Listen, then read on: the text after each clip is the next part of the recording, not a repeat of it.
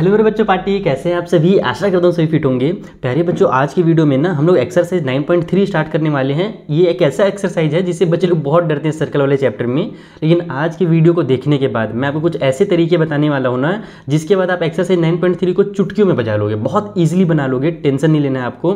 ये जो एक्सरसाइज है इसमें कुछ बस बेसिक टर्म्स आपको याद होने चाहिए, उसके बाद ये एक्सरसाइज कंप्लीट हो जाता है। पिछले साल मैंने जब अंतिम बैच में बच्चों को पढ़ाया था ना, तो उन बच्चों को इतना मजा आया था और एक भी क्वेश्चन वो बच्चे लोग सर्कल चैप्टर से नहीं छोड़े थे।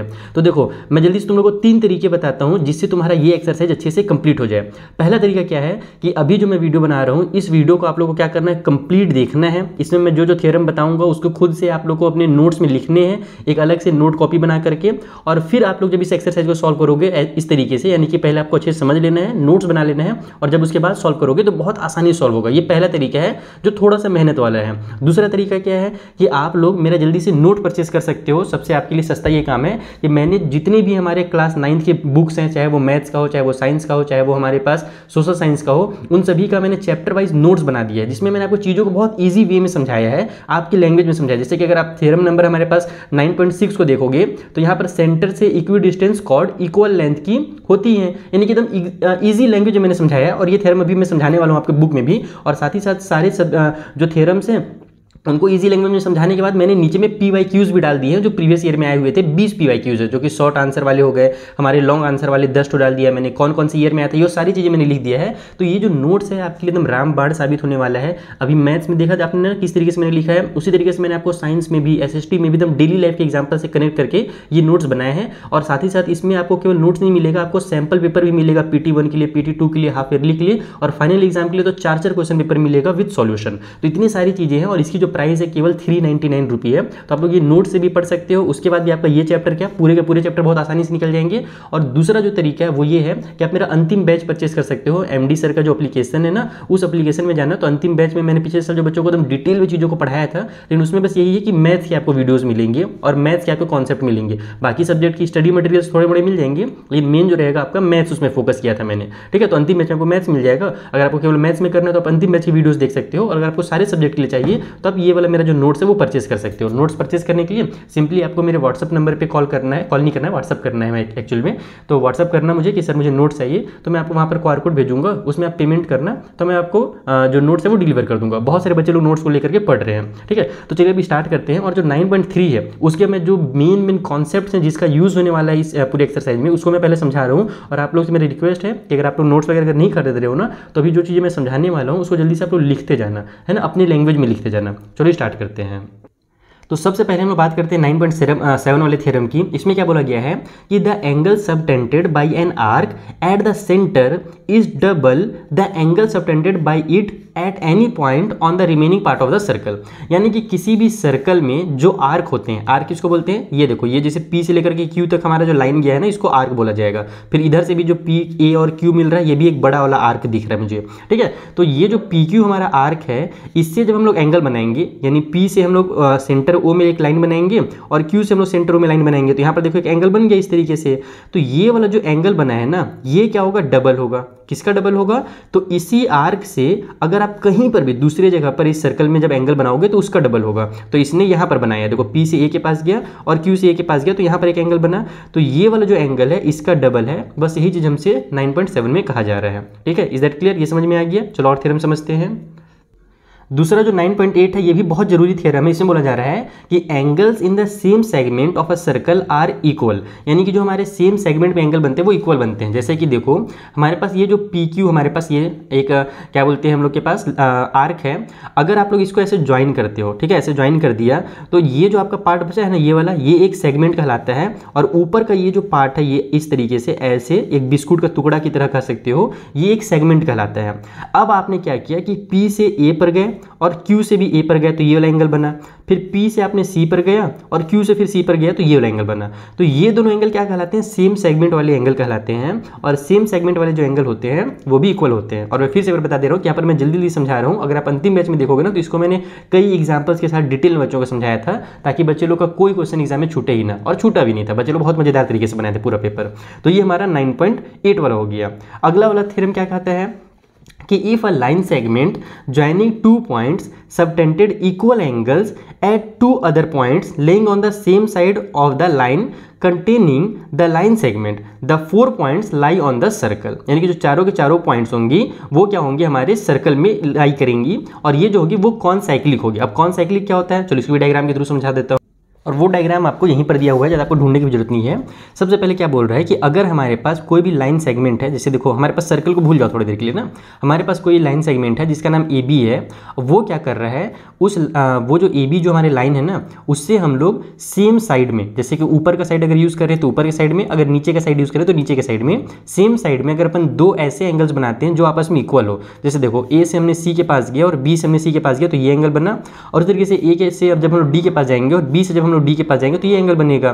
तो अगर हमारे पास कोई ऐसा लाइन सेगमेंट है जिससे सेम साइड में हम लोग जब एंगल बना रहे हैं और एंगल्स हमारे इक्वल है, तो उस कंडीशन में जो चारों पॉइंट्स यहाँ पर यूज हो रहे हैं, ये ए पॉइंट, ये बी पॉइंट, ये डी वाला पॉइंट और ये सी वाला पॉइंट, ये चारों पॉइंट क्या करेंगे, एक सर्कल में लाई करेंगे। ये हमसे 9.9 में कहा गया कि ज़्यादातर यूज नहीं होता है, मेनली जो मैंने आपको 9.8 तक बताया ना वो यूज होगा। और साइक्लिक क्वाड्रेटर जो हमारे पास दिया हुआ है अगला टॉपिक ना, इसके जो थ्योरम से ये आपके लिए बहुत ज़्यादा यूज होते हैं। साइक्लिक क्वाड्रेटर किसको बोलते हैं, तो एक ऐसा क्वाड्रिलेटरल तो जानते हो ना, एक ऐसा फिगर जिसके चार साइड हो उसको क्वाड्रिलेटरल कहा जाता है, क्लोज फिगर होना चाहिए, ठीक है। तो यहाँ पर आप लोग देखो ए बी सी डी एक क्वाड्रिलेटरल है, और इस ए बी सी डी जो क्वाड्रिलेटरल है अगर हम लोग देखें तो वो सर्कल में वो चारों पॉइंट्स उसके टच हो रहे हैं, ए बी सर्कल में टच हो रहा है, बी भी हो रहा है, सी भी और डी भी, ये चारों पॉइंट सर्कल में टच हो रहे हैं, तो ऐसे क्वाड्रिलेटरल को ही साइक्लिक क्वाड्रिलेटरल बोलते हैं। और इसका भी बहुत ज़्यादा यूज होता है, इससे बहुत ज़्यादा क्वेश्चन आते हैं और सबसे ईजी यही वाला होता है। साइक्लिक क्वाड्रिलेटरल से क्वेश्चन आ जाए ना तो बच्चों जब इसको आप लोग अच्छे से पढ़े रहोगे ना तो आपके मुंह से पानी टपकने लगेगा, अरे यार इतना आसान क्वेश्चन आ गया, अब तो मजा आ जाएगा। तो देखो साइक्लिक क्वाड्रिलेटरल क्या बोला जाता है कि the sum of either pair of opposite angles of cyclic quadrilateral is 180, यानी कि जो हमारा साइक्लिक क्वाड्रिलेटरल बनेगा ना उसके अपोजिट एंगल का जो सम होता है वो 180 होता है। तो ये बहुत ज़्यादा काम आता है। और इसी में उल्टा करके एक और थ्योरम दे दिया है कि अगर हमारे पास अपोजिट पेयर जो है, एक opposite angles of quadrilateral is 180, यानी कि जब हम लोग अपोजिट एंगल्स को प्लस कर रहे हैं और अगर 180 आ रहा है तो फिर वो क्वाड्रिलेटरल कैसा होगा, वो एक साइक्लिक क्वाड्रिलेटरल होगा। यानी इसी को जस्ट उल्टा कर दिया है।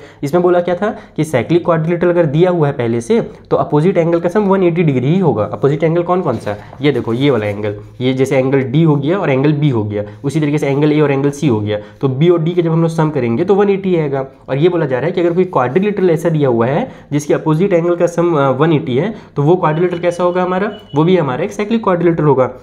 एक चीज़ और जो बहुत ज़्यादा यूज़ होता है जो आपको थ्योरम नंबर 9.8 में दिया हुआ है वो भी मैं आपको दिखा देता हूँ, इसको आप लोग अच्छे से लिख लेना। इसीलिए मैं बोल रहा था कि मैंने सारी इंपॉर्टेंट चीज़ों को अंतिम मैच में भी कवर किया है और हमारे नोट्स में भी कवर किया है, इसीलिए आप लोग नोट्स वगैरह जरूर देख लेना, अंतिम मैच जरूर देख लेना एक बार। तो देखो यहाँ पर क्या है कि angles in a semi circle is right angle, यानी कि किसी भी सर्कल में देखो ये हमारे पास सर्कल है, ठीक, इस तरीके से।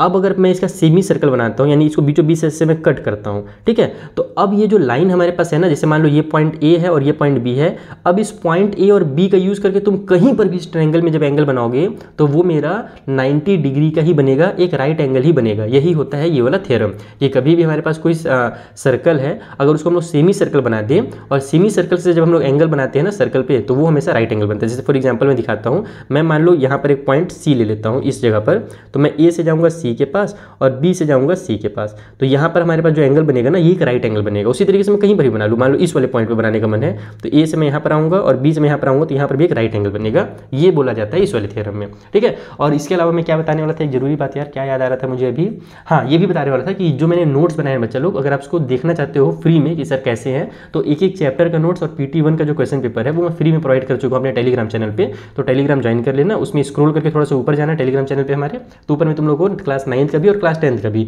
जिस क्लास में भी तुम लोगों, वैसे तुम लोग क्लास 9th में हो, तुम्हारे भैया हो सकते क्लास 10th में होंगे, भैया लोग दीदी लोग, तो तुम लोग क्या कर सकते हो क्लास 9th का और क्लास 10th का एक एक चैप्टर का नोट्स फ्री में भी देख सकते हो और PT1 के क्वेश्चन पेपर भी, तो तुम लोग को समझ में आ जाएगा कि वाकई ये बहुत काम का चैप्टर है, यानी बहुत काम के नोट्स हैं।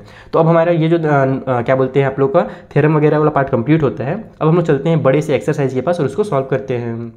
और ये रहा हमारा पहला क्वेश्चन, इसमें हमसे बोला जा रहा है कि इन फिगर 9.23 ये लो जो हमारे पास फिगर है, ABC are 3 points on a circle with center O। देखो A हो गया, B हो गया, C हो गया, ये ऐसे पॉइंट्स है जो सर्कल पर लाई कर रहे हैं और इस सर्कल का सेंटर O है, बहुत अच्छी बात है। Such that B O C equal to 30 degree, यानी कि बी से ओ के पास जाओ और सी के पास जाओ तो ये जो एंगल बनेगा वो 30 डिग्री का बनेगा, एंड ए ओ बी जो है ये वाला एंगल वो 60 डिग्री का है। तो if D is a point on a circle, D जो है वो सर्कल में कहीं पर एक पॉइंट है, अदर देन आर्क है ना, circle other than the arc A B C, और वो क्या है हमारे आर्क ए बी सी से अलग बन रहा है, यहाँ पर दूसरे जगह पर बन रहा है। जो हमारा आर्क ए बी सी है उसी से बना हुआ है, देखो ये डी वाला सर्कल लेकिन दूसरे जगह पर बना हुआ है।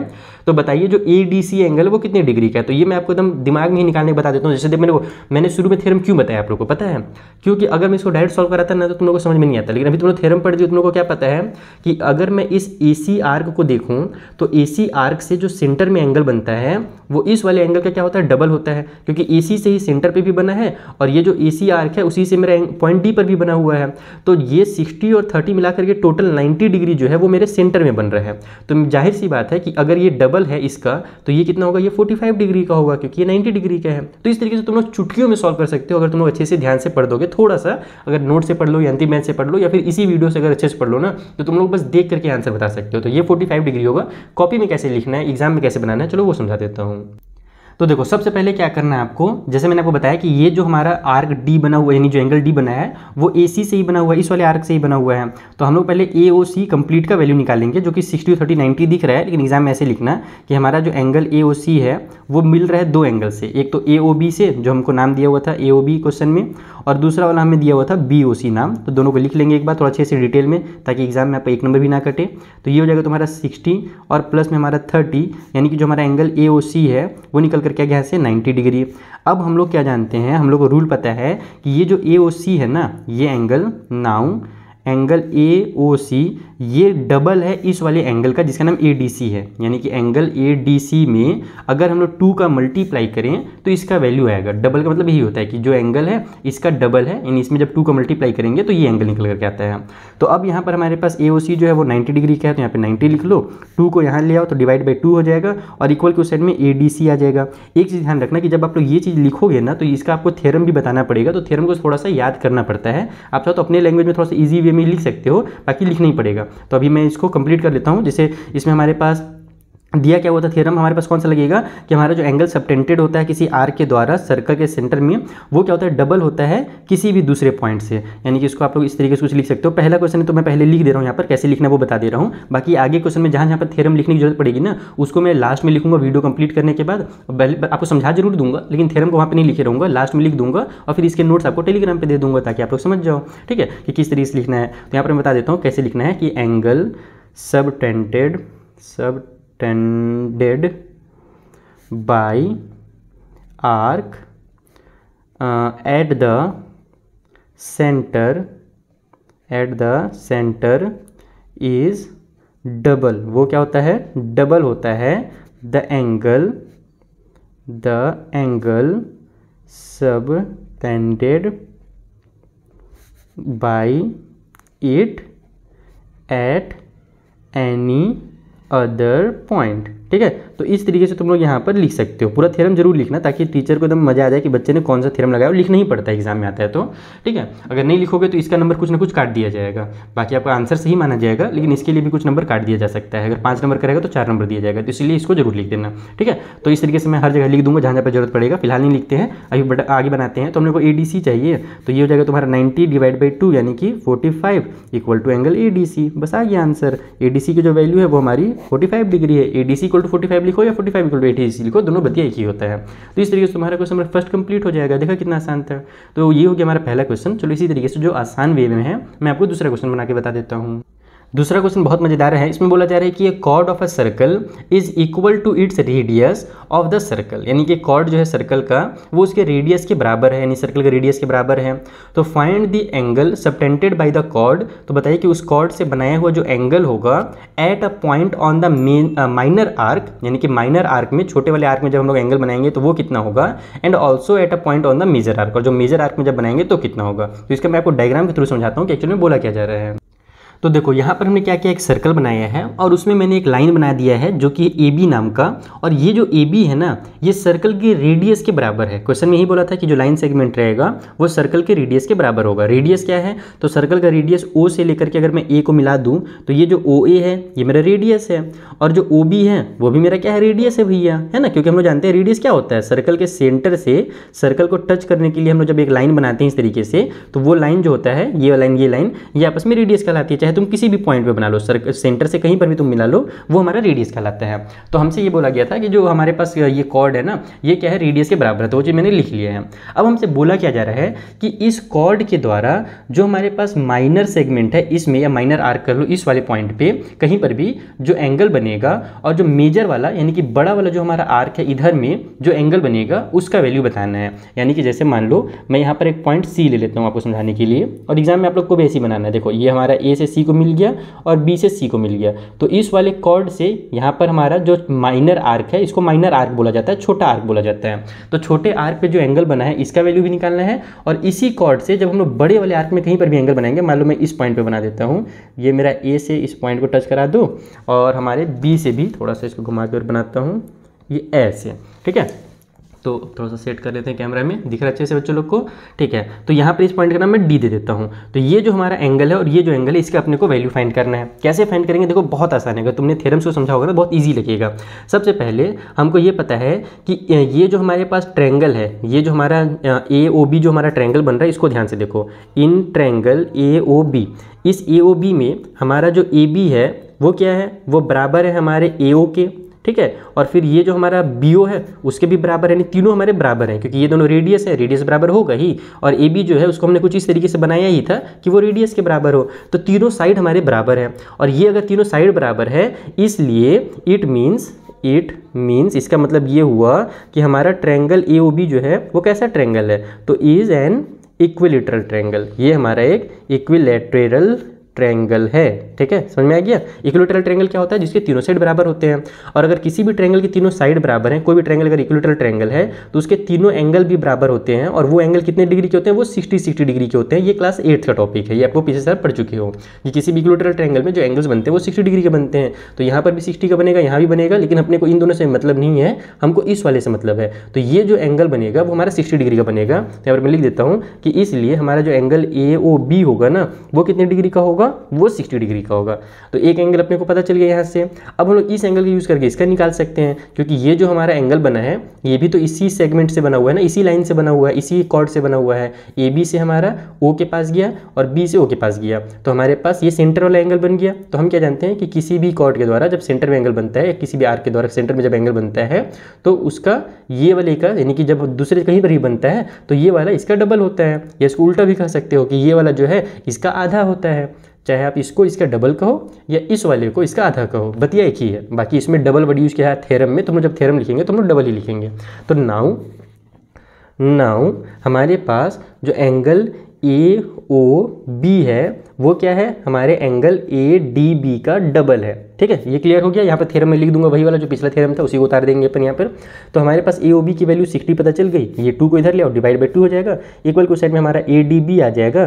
तो यहाँ से हम लोग कट करेंगे तो 30 आ जाएगा, यानी कि हमारा जो एंगल ए डी बी है वो कितने डिग्री का है, वो 30 डिग्री का है। तो पहला चीज़ हमारा निकल कर क्या आ गया कि मेजर वाले आर्क में, यानी कि इस वाले बड़े वाले आर्क में जब हम लोग इसे एंगल बनाएंगे तो ये 30 डिग्री का बनेगा, ये हमको पता चल गया, ठीक है। दूसरा चीज़ अपने को ए सी बी का निकालना है, तो उसके लिए क्या करेंगे, तो इसका भी 2 तरीका है। या तो आप इधर वाला आर्क निकाल लो, ये वाला एंगल निकाल लो और उससे इसको कनेक्ट कर दो, क्योंकि ये जो एंगल है इधर वाले से कनेक्ट हो जाएगा। इस अगर इधर वाला एंगल का आपको वैल्यू पता चल गया ना, तो ये क्या होगा, उसका आधा होगा। तो ऐसे भी कर सकते हो। और दूसरा तरीका क्या है कि अब आप देखो जो हमारा ए सी बी और डी है, ये चारों के चारों पॉइंट इस सर्कल पे लाई कर रहे हैं और एक क्वाड्रिलेटरल भी बना रहे हैं। ए सी डी बी को अगर देखो, बीच वाला सबको हटा दो तो एक क्वाड्रिलेटरल तुमको दिखेगा कुछ इस तरीके से, काइट की तरह। तो ये कैसा क्वाड्रिलेटरल हो गया, हमारा एक साइक्लिक क्वाड्रिलेटरल हो गया। और साइक्लिक क्वाड्रिलेटरल में अपोजिट एंगल का जो सम होता है वो 180 होता है, ये अपने को पता ही है। तो हम दोनों लिखेंगे वी नो, या फिर ऐसे लिख लो आप अगेन, दोबारा से हमारे पास ए सी डी बी नहीं B D,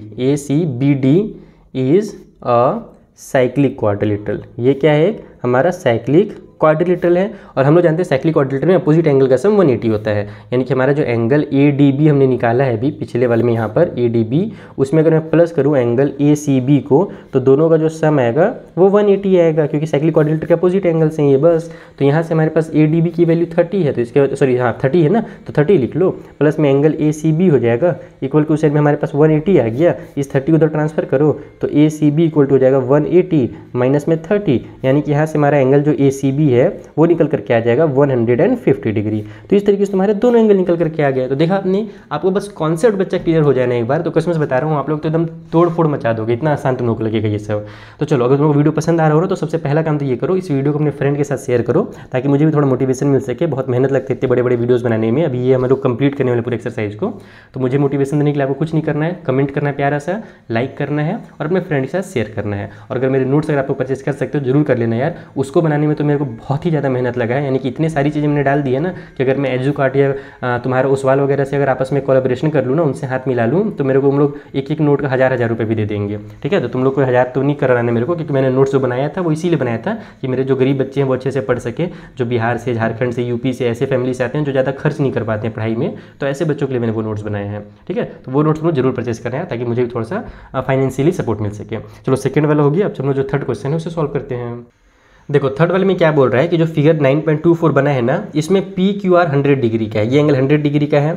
where PQ and R are points on a circle with center O, जहाँ पर ये हमारे पॉइंट्स है सर्कल के सेंटर O में, ये सब तो फालतू में लिखा रहता है, डायग्राम में दिख जा रहा है। हमको बोल रहा है फाइंड OPR। अब OPR कहाँ पर बना हुआ है, तो देखो O फिर ये P आ गया फिर R, यानी कि तब पतलू सा जो एंगल है ना, ये वाला एंगल, ये एंगल अपने को फाइंड करने के लिए बोल रहा है। कैसे फाइंड करेंगे, बहुत आसान है, चलो मैं तुमको कॉपी में समझा दूँ। अभी दिख रहा होगा कि यार इतना खतरनाक एंगल है, इसको तो मेजर भी नहीं कर सकते हम लोग, लेकिन ऐसा नहीं है, ये बहुत इजीली फाइंड किया जा सकता है। चलो समझाता हूँ कैसे है।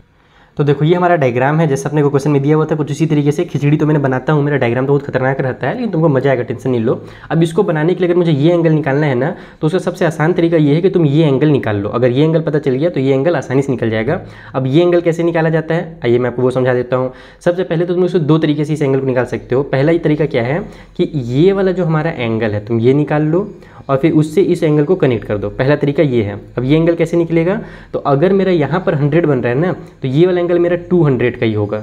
ठीक है, ये ऐसे कर सकते हो तुम लोग, लेकिन नहीं यार, अगर इसको 200 का ले लोगे, हाँ इसको 200 ऐसे ले सकते हो। ठीक है ठीक है, अगर ये एंगल मेरा 100 बन रहा है तो इधर वाला 200 बनेगा। कैसे बनेगा, क्योंकि हम लोग क्या जानते हैं कि ये जो हमारा मेजर वाला आर्क है ना, इस मेजर आर्क का यूज़ करके ही हमारा सेंटर में ऐसे हम लोग के साथ ये वाला एंगल बना हुआ है, और इसी मेजर आर्क का यूज़ करके ये वाला पॉइंट पे हमारा एंगल बना हुआ है। तो ये हमारा 200 होगा, तभी ये हमारा 100 होगा। वही एंगल सबटेंडेड वाला इक्वल वाला लगा सकते हो। लेकिन कई बार बच्चे लोग कंफ्यूज रहते हैं। क्या कंफ्यूज रहते हैं पता है, कि सर मैं कंफ्यूज इस बात पे रहता हूँ कि मेरा जो मेजर आर्क है ना, उससे जब मैं एंगल बनाता हूँ अपोजिट वाला, तो उसमें मैं कंफ्यूज हो जाता हूँ। माइनर वाला तो समझ में आ जाता है कि माइनर अगर सर्कल है, ये वाला आर्क का हम लोग यूज़ करके सेंटर में एंगल बना दिए, ये समझ में आ गया, और फिर इसी आर्क का यूज़ करके यहाँ पर एंगल बना दिया, तो ये बहुत अच्छे से दिखता है कि यहाँ पर बन रहा है तो ये डबल होगा इसके। लेकिन जो अपोजिट साइड वाला हो जाता है ना, वो कंफ्यूज करता है। तो उसका तरीका क्या है, फिर उसको अगर नहीं बनाना चाहो तो उसका तरीका ये है कि तुम इसको एक साइक्लिक क्वाड्रिलेटरल बना दो। यहाँ पर तुम लोग ऐसे इधर ले आओ और आर को यहाँ पर ले आओ, और यहाँ पर हमारे पास अब जो P और यहाँ पर एक पॉइंट डाल दो, जैसे कि हमारे पास PQR हो चुका है, इसका नाम S दे देते हैं। तो PQRS क्या हो जाएगा, एक्सैक्टली क्वाड्रिलेटरल हो जाएगा। तो उस कंडीशन में ये और ये आपस में कनेक्ट हो जाएंगे, और जब ये और ये कनेक्ट हो जाएंगे तो तुम इससे इसको आपस में कनेक्ट कर सकते हो, क्योंकि ये जो हमारा एंगल बना हुआ है यहाँ पर, ये वाला जो एंगल है वो इससे आपस में आप लोग देख सकते हो। इसको अगर मैं उल्टा घुमा दूँ इस तरीके से, तो तुम लोग को साफ साफ दिखेगा कि जो हमारा माइनर वाला आर्क है, जो ये वाला PR जो हमारा आर्क है, इससे हमारा सेंटर में ये एंगल बना हुआ है, और ये जो PR है उससे ही हमारे पास ये S पर एंगल बना हुआ है। तो ये जो एंगल होगा वो इस वाले एंगल का डबल होगा। तो ऐसे भी निकाल सकते हो किसी भी तरीका यूज़ करके, चाहे तुम ये वाला तरीका यूज़ करो, चाहे जो अभी मैं बता रहा हूँ उल्टा करके ये तरीका यूज़ करो। तुमको ये वाला जो एंगल है ना, ये पॉइंट, इस एंगल को निकालना ही पड़ेगा। जब तुम्हारा ये एंगल निकलेगा तभी क्वेश्चन सॉल्व होगा। तो मैं यहाँ पर तुम्हारा साइक्लिक क्वाड्रिलेटरल वाला जो बच्चों को ज़्यादा थोड़ा सा ईजी लगता है, भले थोड़ा सा लंबा पड़ता है, लेकिन थोड़ा ईजी बच्चों को यही लगता है, समझ में आता है, तो मैं इसी वाला पॉइंट मेथड से बता देता हूँ। यहाँ पर ये करना है कि take a point S and join PS and RS, इस तरीके से तुम फटाफट लिख दो शॉर्टकट में, ज़्यादा डिटेल में नहीं। नाउ अब हम लोग देख सकते हैं कि PQRS is a cyclic quadrilateral. ये क्या हो गया हमारे पास, एक साइक्लिक क्वाड्रिलेटरल हो गया, और साइक्लिक क्वाड्रिलेटरल में अपोजिट एंगल का सम 180 होता है। तो इसलिए हमारे पास जो पी क्यू आर एंगल बना है उसमें अगर मैं प्लस कर दूँ पी एस आर को, तो दोनों का जो सम होगा 180 होगा। तो पी क्यू आर हमारा 100 है, उसको उधर ले जाते हैं अपन, तो पी एस आर का वैल्यू कितना हो जाएगा 180 माइनस में 100, क्योंकि इधर प्लस में था। तो जो पी एस आर है वो हो गया हमारे पास यहाँ से कितना डिग्री का, तो 80 डिग्री का। ठीक है, ये 80 डिग्री का निकल कर क्या आ गया, ये वाला एंगल। अब तुम इससे इसको कनेक्ट कर दो। अब यहाँ पर लिखेंगे नाउ हमारे पास जो एंगल पी ओ आर है, पी ओ आर, ये वाला एंगल ना, ये वाला पी ओ आर की बात कर रहा हूँ, छोटे वाले का, ये क्या है सेंटर में बनाया गया है इस वाले आर्क से, और ये जो है कहीं दूसरे पॉइंट पर बनाया गया है इसी आर्क से। तो ये एंगल क्या होगा, इसका डबल होगा, यानी कि जो पी ओ आर होगा वो इक्वल होगा पी एस आर के डबल के बराबर। तो यहाँ से हमारे पास पी एस आर का वैल्यू अपने को पता ही है, तो पी ओ आर कितना हो गया हमारे पास, पी एस आर 80 है, मल्टीप्लाई 2 हो गया, तो एंगल पी ओ आर जो है वो निकल कर क्या आ जाएगा 160 डिग्री। ठीक है, तो पी ओ आर का वैल्यू 160 पता चल गया अपने को। अब हम लोग को जब ये वाला एंगल 160 पता चल गया है, तो हम लोग इस ट्रायंगल का यूज़ करेंगे, जो हमारे पास पी ओ आर जो ट्रायंगल है ना, ये वाला पतलू सा ट्रायंगल, इसका यूज़ करेंगे। तो इन ट्रायंगल पी ओ आर, हमारे पास जो ट्रायंगल पी ओ आर है इसके दो साइड्स बराबर है, एक हमारे पास ओ पी और दूसरा ओ आर, ये वाला साइड और ये साइड बराबर है, क्योंकि दोनों हमारे क्या है रेडियस हैं। तो हम लोग लिखेंगे कि ओ पी जो है वो ओ आर के बराबर है, क्योंकि दोनों क्या है रेडियस, और रेडियस हमेशा बराबर होता है सर्कल में। तो दो साइड्स बराबर हैं, तो हम लोग जानते हैं किसी भी ट्रायंगल में अगर दो साइड बराबर है तो उसके अपोजिट में जो एंगल बनता है वो भी बराबर होता है। तो यहाँ पर हमारे पास जो एंगल बना है, जिसका नाम हमारे पास एक एंगल का नाम ओ पी आर रखा हुआ था, क्वेश्चन में ही उसका नाम ओ पी आर दिया हुआ था, फाइंड करने के बोला था ना ओ पी आर। तो ये वाला जो एंगल है इसका नाम मैं ओ पी आर रख देता हूँ, और इसका ओ आर पी रख देता हूँ इस वाले एंगल का।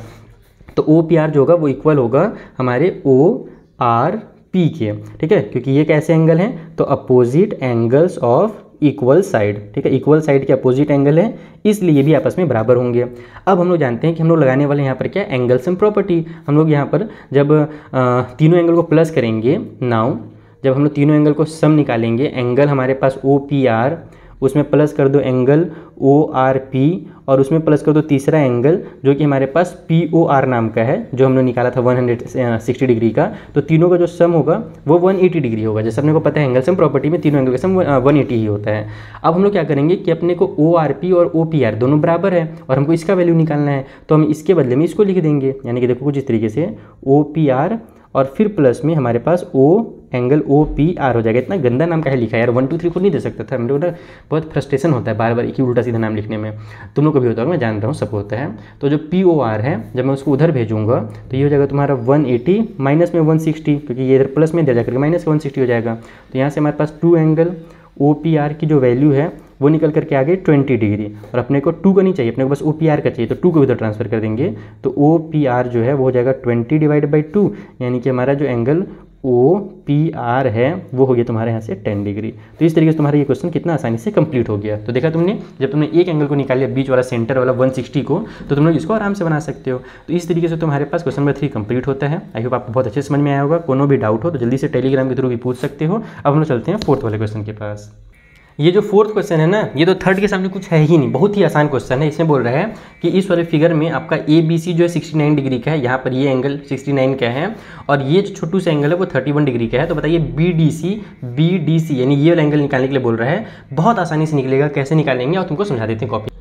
तो देखो ये डायग्राम दिया हुआ है ना, सबसे पहले तो तुम थोड़ा सा डायग्राम को सिंप्लीफाई करो। ये वाला चीज़ मैं अपने यहाँ पर बना रहा हूँ, तो लोग एग्जाम में नहीं बनाना है, तुमको बस मैं समझाने के लिए बता रहा हूँ। देखो ये जो बी सी लाइन हमारे पास दिया हुआ है और यहाँ पर पॉइंट ए है, ठीक है। इसको अगर मैं ऐसे ज्वाइन कर दूँ तो अपने को कौन कौन सा एंगल दिया हुआ है, एक ये कंप्लीट एंगल दिया हुआ है और एक ये वाला एंगल दिया हुआ है। तुम लोग ध्यान से देख लो, ठीक है। तो हमारे पास ये एंगल 69 का है और ये वाला एंगल 31 का, इस तरीके से दिया है। तो पहले तुम ये वाला एंगल निकाल लो। क्यों निकाल लो? क्योंकि जब ये निकल जाएगा तो ये बहुत तुरंत निकल जाएगा। वो बातें मैं समझाऊंगा, नहीं तो तुम लोग सर स्किप करके भाग जाओगे, तुम लोग देखोगे नहीं वीडियो और मेरे को नुकसान हो जाएगा। तो तुम लोग को मैं थोड़ा सा यहाँ पे फंसा के रखता हूँ कि ये कैसे निकलेगा। वैसे तुमको पता अगर चल गया होगा, जो होशियार बच्चे हो तो वो जल्दी से कमेंट करके बता सकते हो कि सर अगर ये निकलेगा तो ये कैसे निकलेगा, हमको पता चल चुका है, तो जल्दी से बता दो कमेंट करके। तो चलो हम लोग फिलहाल बनाते हैं। तो यहाँ पर मैं लिखूंगा कि हमारे पास इन ट्रायंगल ए बी सी के अंदर हमारा जो एंगल सम प्रॉपर्टी अगर मैं लगाऊं तो पहले तो मैं इस एंगल ए का वैल्यू निकालूंगा, एंगल ए, या फिर इसका नाम मैं पूरा ए ही रख देता हूँ, छोड़ दो अभी ए रख देता हूँ। ये जो है हमारा एंगल एंगल, इसका नाम क्वेश्चन में क्या दिया था, ABC दिया हुआ था, तो प्लस में एंगल ABC और प्लस में हमारे पास एंगल ACB हो गया, तो तीनों का जो सम होगा 180 डिग्री हो जाएगा एंगल सम प्रॉपर्टी से। तो यहाँ से इन दोनों का वैल्यू अपने को पता है, एंगल A का वैल्यू निकाल लेंगे, तो ये हो जाएगा हमारा 69 प्लस में 31 इक्वल टू उस साइड में 180, इन दोनों को प्लस करके उधर ट्रांसफर कर दो, तो एंगल A का जो वैल्यू होगा वो हो जाएगा 180 माइनस में ये दोनों प्लस होंगे तो 9 और 1 10 हो गया, 70 और 10 हमारे पास 100 आ जाएगा। ठीक है, तो यहाँ पर हमारे पास हो जाएगा एंगल A की जो वैल्यू है वो 80 डिग्री। ठीक है, यानी ये जो एंगल है भैया ये हमारा कितना डिग्री का निकल गया, 80 डिग्री का निकल गया। अब हम क्या जानते हैं कि we know that angles on same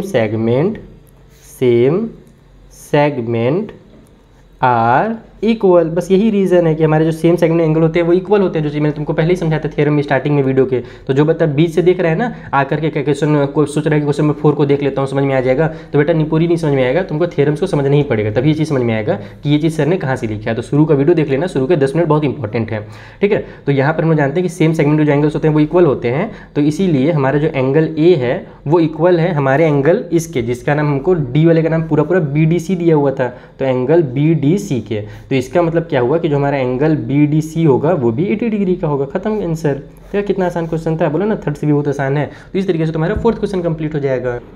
देखो 5th वाले में क्या बोल रहा है कि जो फिगर 9.26 है जो थोड़ा थोड़ा तुमको सिमिलर ही दिख रहा होगा, लेकिन यहाँ पर एंगल को बदल दिया है। इसमें बोल रहा है कि ABCD are 4 point on a circle, AC and BD intersect at point E। Diagram में जो दिख रहा है वही सब कर बोल रहा है, बस यहाँ पर कि D में इंटरसेक्ट हुए हैं, सॉरी E पर ये वाला लाइन और ये लाइन इंटरसेक्ट हुए हैं। हमारा जो एंगल यहाँ पर बन गया है वो 130 डिग्री का बना है, और यहाँ पर छोटू सा जो एंगल है वो 20 डिग्री का बना है। तो बताइए BAC कितने का होगा, ये वाला एंगल कितने का होगा। तो बेटा देखो अगर ये एंगल पूछ रहा है ना तो इसका मतलब हम लोग को ये एंगल निकालना पड़ेगा, अगर ये निकल गया तो निकल जाएगा जैसे यहाँ पर हुआ था। अब कैसे निकालेंगे इस एंगल को, चलो कॉपी में समझा देता हूँ जल्दी से। तो देखो सबसे पहले अपन क्या कर सकते हैं कि मुझे ये एंगल मुझे पता निकालना है। अब इस एंगल को निकालने के लिए अगर मुझे इस ट्रायंगल का ये एंगल अगर पता है, लेकिन यहाँ पर ध्यान रखने की बात ये है कि मैं पूरा ट्रायंगल यूज़ नहीं कर सकता, क्योंकि ये जो एंगल है इस वाले ट्रायंगल का कंप्लीट एंगल नहीं बन रहा है। तो मैं क्या करूँगा, छोटा वाला ट्रायंगल पकड़ूंगा, ये जो हमारा ट्रायंगल दिख रहा है तुमको, जिसका नाम मैं CDE रख सकता हूँ। इस वाले ट्रायंगल में ये एंगल पता है, अगर मैं ये एंगल निकाल लूँ तो ये एंगल निकल जाएगा। और ये एंगल कैसे निकाल सकते हैं, तो भैया BD एक लाइन है और ये एंगल लीनियर पेयर है, जो क्लास 7 में तुम लोग को पढ़ा चुका हूँ मैं, है ना। और हमारे जो लाइन्स और एंगल्स उसमें मैंने इस चीज़ को बताया तुमको लीनियर पेयर के बारे में। तो यहाँ पर तुम लोग सिंपली लिख सकते हो कि BD is a line, BD हमारा एक लाइन है, तो इसलिए हमारे पास ये जो एंगल है एंगल BEC, उसमें अगर मैं प्लस करूँ इस वाले एंगल को जिसका नाम DEC हो सकता है, एंगल DEC को, तो दोनों का सम जो होगा 180 डिग्री होगा, है ना, जिसको अपन क्या बोलते हैं, इसको अपन लीनियर पेयर के नाम से भी जानते हैं। क्या जानते हैं कि भैया ये लीनियर पेयर है। तो BEC हमारा 130 है, उसको तो ट्रांसफ़र कर दो, तो जो हमारा DEC है वो हो जाएगा 180 माइनस में 130, तो यहाँ से हमारे पास एंगल DEC जो है ना वो निकल करके आ जाएगा 50 डिग्री का। ठीक है, तो ये 50 डिग्री का निकल करके आ गया ये वाला एंगल, अगर ये 50 का निकल करके आ गया है तो अपन एंगल सम प्रॉपर्टी लगा लेते हैं। तो इन ट्रायंगल CDE, इस ट्रायंगल के अंदर एक एंगल है जिसका नाम है DEC, जो अपने को अभी निकाल लिया हमने, उसमें प्लस करेंगे ये वाला एंगल जिसका नाम क्वेश्चन में क्या दिया था भैया, ECD दिया हुआ था। तो एंगल ECD, देखो मैं क्वेश्चन में इसलिए देख लेता हूँ क्योंकि इस एंगल का नाम हम लोग 2 तरीके से लिख सकते हैं, DCE भी लिख सकते हैं और ECD भी लिख सकते हैं, दोनों इसी का नाम होगा। लेकिन क्वेश्चन में जो दिया है अगर वो लिखोगे तो ज़्यादा बेहतर होता है, बाकी तुम अगर गलत भी लिख दो तो गलत नहीं कहलाता है, वो भी सही कहलाता है। और तीसरा जो एंगल है ये वाला जिसका अपने को वैल्यू चाहिए, जिसको मैं शॉर्टकट में एंगल D बोल देता हूँ प्यार से। तो तीनों का जो सम होगा 180 डिग्री होगा। एंगल सम प्रॉपर्टी से इसको क्या बोलते हैं, ऐसे जब कभी प्लस करो ना तो इसको शॉर्टकट में angle sum property of triangle, ठीक है, या फिर प्रॉपर्टी, जमीन वाला प्रॉपर्टी नहीं, दूसरा वाला प्रॉपर्टी, तो ये लिख लो। तो यहाँ पर हमारे पास ये है 50 डिग्री का, प्लस में ये वाला एंगल हमें 20 देबे किया है, प्लस में एंगल D इक्वल के साइड में 180 हो गया। तो यहाँ से जो एंगल D है वो हो जाएगा 180, इन दोनों को प्लस करके इधर भेजेंगे तो माइनस से 70 आ जाएगा, तो एंगल D जो है वो 110 डिग्री का आ गया। और एंगल D अगर 110 का आया तो एंगल A जो होगा वो भी 110 का होगा। तो मैं डायरेक्ट लिख देता हूँ कि एंगल D जो होगा वो इक्वल होगा एंगल A का। एंगल A का क्या नाम दिया था, BAC दिया हुआ था। तो एंगल A BAC दोनों हमारे आपस में होंगे बराबर, और इसका जो रीज़न है वो क्या है, क्योंकि हमारे एंगल ऑन सेम सेगमेंट है, एंगल्स ऑन सेम सेगमेंट। ऐसे साइड में भी लिख सकते हो, पिछले क्वेश्चन में मैंने ऊपर में लिखा था, तुम ऐसे साइड में भी लिखोगे, कहीं पे भी लिखो, बस लिख देना है। तो हमारे दोनों बराबर है, इसका मतलब कि जो BAC हमारा है भैया वो भी 110 डिग्री का होगा। तो बन गया 5th वाला क्वेश्चन भी। कितना आसान क्वेश्चन था, प्यारा सा क्वेश्चन था, ऐसे तुम फालतू में डर रहे थे उतने देर से। चलो बच्चा लोग 6th वाला क्वेश्चन बनाते हैं और वीडियो को फटाफट लाइक मारते चलो। तो 6th वाले में बोला जा रहा है कि ABCD एक हमारा साइक्लिक क्वाड्रिलेटरल है जिसके डायगोनल्स इंटरसेक्ट कर रहे हैं पॉइंट ई में, यानी कि साइक्लिक क्वाड्रिलेटरल बनाना है, फिर उसके डायगोनल्स भी बनाने हैं और उसको इंटरसेक्ट कर देना है पॉइंट ई में। अगर हमारे पास DBC 70 डिग्री का बन रहा है, फिर एंगल जहाँ जहाँ पर बनेगा ना वो मैं बताऊंगा, अभी डायग्राम बनाऊंगा तब समझ में आएगा आपको। एक 70 डिग्री का बना है, एक 30 डिग्री का बना है, तो बताइए BCD कितना होगा further if AB equal to BC। और ये ध्यान रखना है कि AB और अगर BC इक्वल है तो हमारा ECD जो है वो भी कितने डिग्री का होगा, ये भी बताना है। तो चलो भैया 2 एंगल बताने, फटाफट पता करते हैं कौन से होंगे। तो देखा हो हमारा बबुआ बबूनी लोग, इसका जो डायग्राम है ना कुछ इस तरीके से बनेगा। बनता हो कैसे बोलते हैं झारखंडी में, नहीं कैसे तो बोला जाता है इसको भोजपुरिया में, चलो जो भी जैसे बोला जाता होगा तो मेरे बता देना। तो मैं क्या बता रहा था कि यहाँ पर जो हमारे पास डायग्राम है कुछ ऐसा बनेगा। हमारे पास बोला गया था कि ABCD एक साइक्लिक क्वाड्रिलेटरल बनाइए, उसके डायगोनल्स को मिला दीजिए जो पॉइंट E जो है यहाँ पर इंटरसेक्ट कर रहा हो। अब हम लोग को बोला गया था कि भैया जो ये वाला एंगल है जिसका नाम हम लोग को क्या बोला गया था क्वेश्चन में, कहाँ गया हमारा क्वेश्चन नंबर 6, BAC दिया हुआ था ना, तो मैं गिवन लिखी ना भूल ही गया, यहाँ पर लिख देता हूँ मैं गिवन। हमारा जो एंगल है BAC वो 30 नहीं DBC जो है वो 70 का है, ये वाला जिसका नाम DBC रखा हुआ था, तो DBC भैया वो 70 डिग्री का दिलो है। और हमारे पास जो एंगल BAC है वो दिया हुआ है 30 डिग्री का। बुझा गया इतना, ये 2 एंगल दिया हुआ है। अपने को BCD और ECD फाइंड करना है, तो मैंने यहाँ पे लिख लिया क्योंकि मैं नाम में बहुत कन्फ्यूज आ जाता हूँ, मैं खुद भूल जाता हूँ क्या फाइंड करना है, इसलिए हमने 2 फाइंड करके उसको लिख लिया है। अब आते हैं क्वेश्चन को सॉल्व करने में। सबसे पहले अपन BCD को फाइंड करेंगे। BCD कहाँ पर बना है वो ध्यान से देखो, तो BCD यानी कि ये कंप्लीट एंगल। अब ये कंप्लीट एंगल निकालने का सबसे आसान तरीका क्या है कि आप इधर वाला कंप्लीट एंगल निकाल लो ऐसे, और जब इधर वाला कंप्लीट निकालोगे तो इधर वाला आपस में क्या होता है 180 होता है। जब दोनों को प्लस करते हैं तो opposite angle of cyclic quadrilateral is 180। तो हम लोग को निकालना है E वाला एंगल। अब E एंगल कैसे निकलेगा, बहुत ही आसान निकलेगा। देखो तुम लोग को मैं रफली डायग्राम बनाता हूँ। ये मैंने डायग्राम बनाया, मैंने D और C एक लाइन बनाया, ये D है ये C है, यही वाला लाइन को मैं रिक्रिएट कर रहा हूँ। अब इस लाइन से यानी इस वाले आर्क से मैं पॉइंट A पर और एक पॉइंट B पर, यहाँ पर पॉइंट A है यहाँ पर पॉइंट B, इसमें एंगल बनाऊंगा। देखो मैं D से A के पास आया, C से A के पास आया, अब मैं D से B के पास जाऊंगा और C से B के पास जाऊंगा। तो तुम लोग को क्या पता है भैया कि ये जो एंगल होगा और ये जो एंगल होगा वो इक्वल एंगल होगा क्योंकि सेम सेगमेंट वाले एंगल हैं। बस उसी तरीके से यहाँ पर देखो हमारे पास DAC जो ये वाला एंगल है और DBC यानी कि ये वाला एंगल, ये दोनों एंगल भैया हमारे बराबर हैं। अब यहाँ पर मैं लिखूँगा डायरेक्ट इसको कि नाउ, अब हम लोग को ये चीज़ इतना हो गया। अब हम लोग यहाँ पर लिखेंगे नाउ हमारे पास जो एंगल DAC है वो इक्वल है हमारे एंगल DBC के, ठीक है। और क्यों इक्वल है, क्योंकि डायग्राम में जैसे मैंने समझा ही दिया कि हमारे सेम सेगमेंट वाले एंगल है। मैं शॉर्टकट में सेम सेगमेंट लिख देता हूँ। अब तुम लोग समझ में आ गया होगा अगर शुरू से वीडियो को देख रहे होगे, तो जो बीच से वीडियो देख रहा होगा तो उसको तो कुछ नहीं बुझाएगा कैसे लिखना है एग्जाम में। इसीलिए मैं बोल रहा हूँ बार बार कि वीडियो को शुरू में जरूर देखना, जहाँ पर मैंने इंट्रोडक्शन कराया है। तो ये दोनों एंगल हमारे इक्वल होंगे, इसका मतलब कि हमारा जो एंगल DAC होगा ये कितने डिग्री का होगा, ये 70 डिग्री का होगा क्योंकि इसको 70 डिग्री का दिया हुआ है। तो अगर ये 70 का है तो अब हम लोग क्या कर सकते हैं, ये कंप्लीट एंगल निकाल सकते हैं। DAB जो नाम का एंगल है उसको हम लोग कंप्लीट निकाल सकते हैं, है ना। तो हम लोग लिखेंगे अब कि जो DAB है वो 2 एंगल से बना है, एक 70 वाले से और एक 30 वाले से। तुम लोग चाहो तो यहाँ पे डिटेल में नाम भी लिख सकते हो, 70 वाले का नाम DAC और इस वाले का नाम जो क्वेश्चन में दिया हुआ था BAC वो लिख सकते हो, लेकिन मैं डायरेक्ट लिख दे रहा हूँ। तो जो DAB होगा वो हमारे पास कितने का होगा, वो 100 का होगा। अब हम लोग लिखेंगे कि हमारे पास जो एंगल DAB है, एंगल DAB उसमें अगर मैं प्लस करूँ ये वाला एंगल को जिसका नाम BCD है जो अपने को फाइंड करना था, तो एंगल BCD, तो दोनों का जो सम होगा वो 180 डिग्री होगा क्योंकि ये दोनों जो हैं opposite angles of cyclic quadrilateral के हमारे अपोजिट एंगल्स हैं, इसलिए दोनों का सम 180 हो रहा है। तो यहाँ से हमको 100 पता है, उसको तो ट्रांसफर कर दो, तो BCD इक्वल टू हो जाएगा 180 माइनस में 100, यानी कि हमारा जो एंगल BCD है वो कितने डिग्री का निकल गया, तो वो हमारा 80 डिग्री का निकल गया। खेल खत्म, कितना आसान क्वेश्चन था, आधा कंप्लीट हो गया हमारा, आधा हो गया तो पूरा भी हो जाएगा, टेंशन नहीं लो।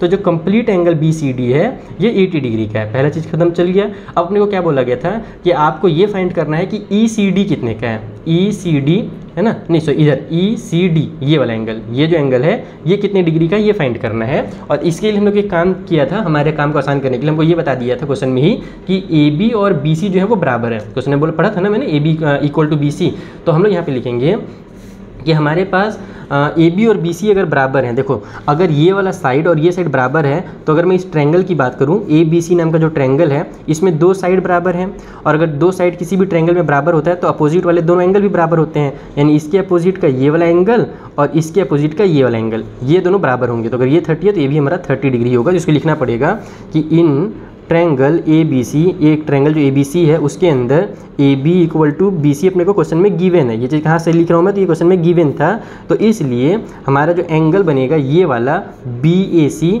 और ये वाला जिसका नाम है ACB, ठीक है, बहुत खतरनाक खतरनाक नाम होता है यार एंगल लोग का। BAC is equal to angle BCA, BCA भी लिख सकते हो, AC भी लिख सकते हो, BCA भी लिख सकते हो, है ना।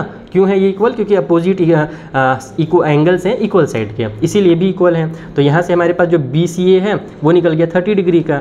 अब आ जाओ तुम लोग इसको निकालने के लिए, ये वाला एंगल अगर निकालना है तो हम लोग जानते हैं कि कंप्लीट एंगल जो हमारे पास है जिसका नाम BCD है वो 2 एंगल से बना है, एक ये एंगल से और एक ये एंगल से मिल करके BCD बना है। तो मैं इसको एक बार लिखता हूँ कि अगेन अब दोबारा से हम लोग BCD को पकड़ेंगे। हमारा जो एंगल BCD है वो 2 एंगल से बनना है। एक एंगल तो हमारा BCA है जिसको हमने अभी निकाला, और दूसरा एंगल कौन सा है? दूसरा वो वाला एंगल है जिसको अपने को फाइंड करना है, जिसका नाम हमको ECD दिया हुआ था।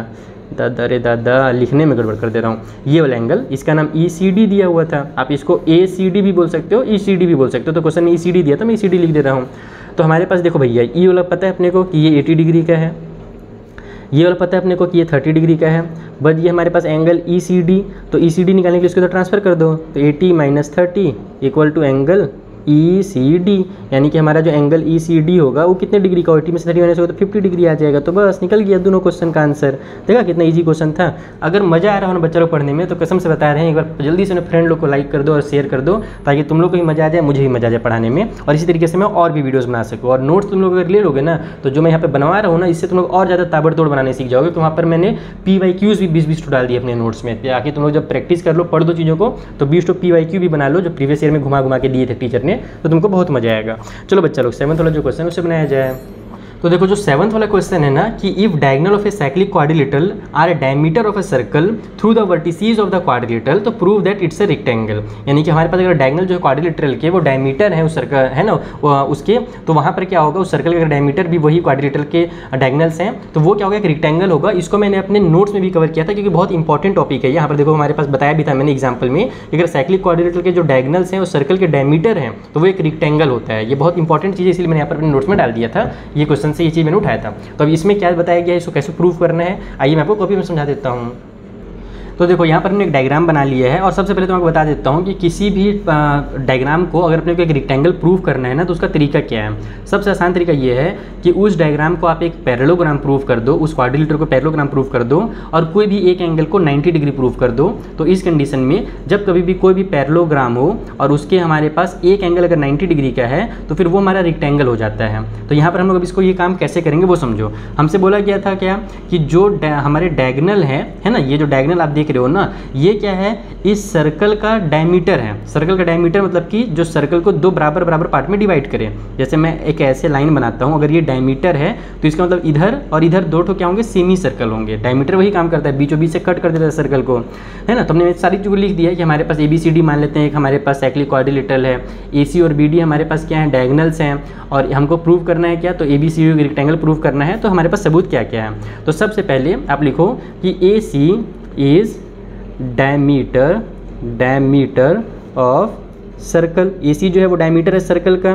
तो इसका मतलब क्या हुआ कि अगर मैं एक डायग्राम फिर तुमको बना के दिखाता हूँ, AC कैसे गया है, यही वाला, यही लो डायग्राम, नहीं AC ऐसे गया है ना, तो ऐसे बना देता हूँ। देखो ये AC हमारे पास है, ये A है और ये C है, और ये हमारा क्या कर रहा है, सेमी सर्कल हो गया। तो जब AC से हम लोग कहीं पर भी एंगल बनाएंगे कुछ इस तरीके से, यहाँ पर मान लो मैं एक एंगल बनाता हूँ और इधर भी मैं अगर कोई मान लो एंगल बनाता हूँ, तो हमने क्या सीखा है, थ्योरम जब मैं पढ़ा रहा था शुरू में वीडियो की स्टार्टिंग में, तो मैंने क्या सीखा था आपको कि सेमी सर्कल में जो हमारे एंगल्स बनते हैं, जब सेमी सर्कल का यूज़ करके हम लोग जब एंगल बनाते हैं तो वो एंगल कैसे होते हैं, राइट एंगल होते हैं। तो इसका मतलब ये हुआ कि हमारे पास जो एंगल ABC होगा, AC से हमारा ये वाला एंगल बन रहा है, ये वाला एंगल AC का यूज़ करके, है ना, इस डायमीटर का यूज़ करके, तो हमारा जो एंगल ABC होगा वो भी 90 डिग्री का होगा। और उसी तरीके से हमारे पास ये जो एंगल बनेगा ये भी तो डायमीटर का ही यूज़ करके बन रहा है, ठीक है, यानी कि सेमी सर्कल में ये भी बन रहा है। तो हमारा जो ADC होगा वो भी 90 डिग्री का होगा।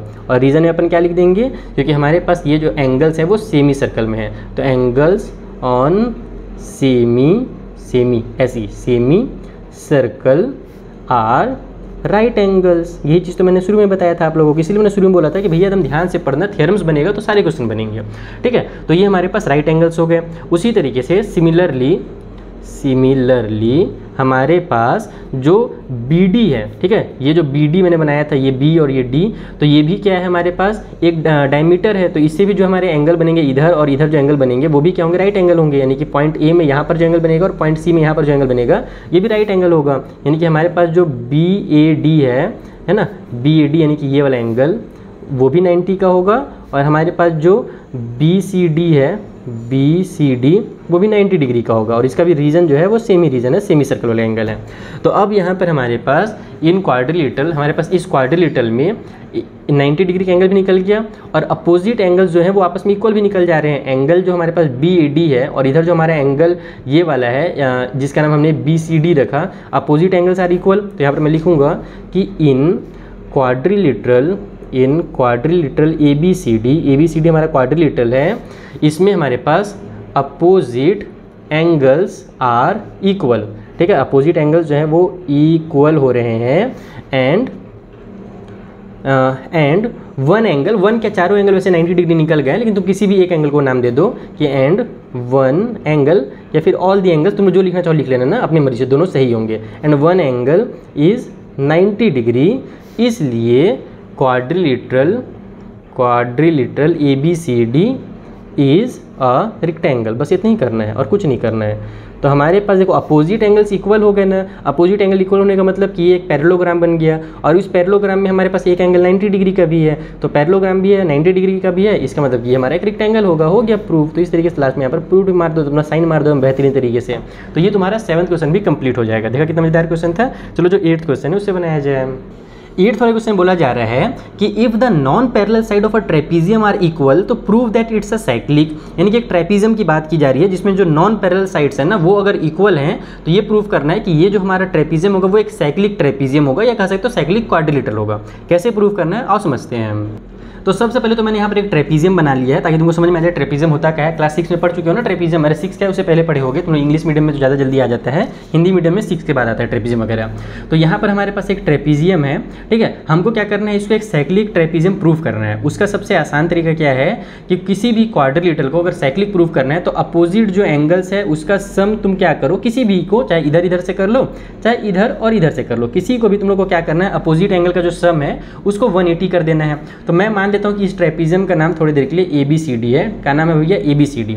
तो अपने को ये प्रूव करना है कि ये ट्रेपीजियम जो है ये आपस में साइक्लिक है, और हमसे दिया क्या गया है, इसके नॉन जो पैरेलल साइड है, नॉन पैरेलल साइड कौन से होते हैं, ये वाला साइड और ये साइड, इसको नॉन पैरेलल बोलते हैं और इसको पैरेलल बोला जाता है।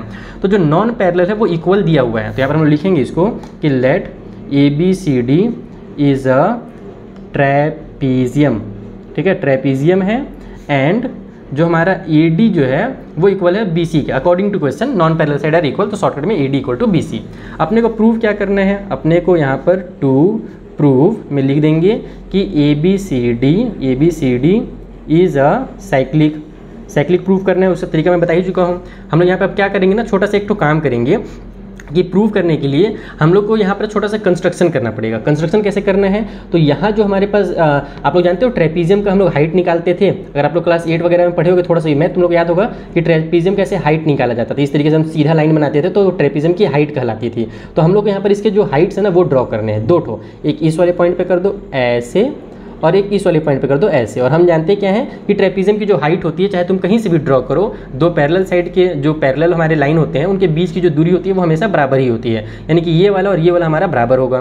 तो यहाँ पर हम लिखेंगे कि हमको सबसे पहले क्या करना है, एक छोटा सा कंस्ट्रक्शन करना है, और कंस्ट्रक्शन में हमने इसको बनाना है। तो यहाँ पर लिखेंगे अपन कंस लिख देता हूँ। कंस मतलब कंस मामा नहीं ना, कंस्ट्रक्शन है। तो कंस्ट्रक्शन में हमने एक सीधी लाइन बनाई है, और जो लाइन हम लोग बनाते हैं सीधी ना, वो होता है 90 डिग्री का। अगर 90 डिग्री का नहीं है तो फिर वो सीधा लाइन कभी भी नहीं कहलाता है। तो यहाँ पर तुम लोग इसका 90 डिग्री का सिंबल भी बना सकते हो ऐसे चाहो तो मैं यहाँ पर लिखूंगा कि हमने क्या किया, D से एक लाइन बनाया है। अब इसका कुछ नाम देना पड़ेगा इस पॉइंट का, तो ABCD हो गया, इसका नाम मैं E दे देता हूँ, फिर यहाँ पर इसका नाम मैं F दे देता हूँ।